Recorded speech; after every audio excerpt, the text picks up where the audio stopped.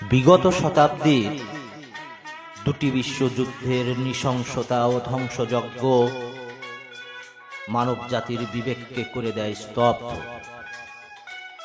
মানুষ মানুষের জন্য, মানুষের জন্য মানুষ, মানুষ হোক, এই অমীয় বাণীকে স্মরণ করে। তাই বিশ্বের রাষ্ট্রনেতারা আলোচনায় বসে, গড়ে তুলল একটি মানবাধিকার সংগঠন। শুভ দিন হলো ঠিক 10 ডিসেম্বর 1948 সন।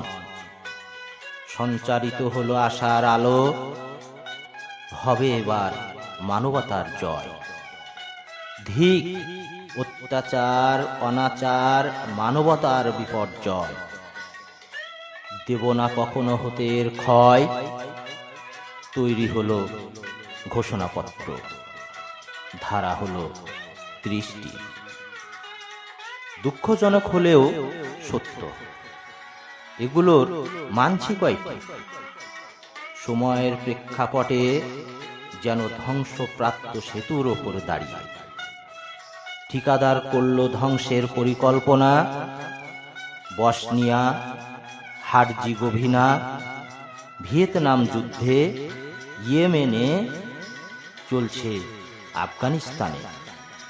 সিরিয়ার উদ্বাস্ত, সমুদ্রপথে ইউরোপ পাড়ি জমানো, আর ধ্বংসযজ্ঞ ইরাক।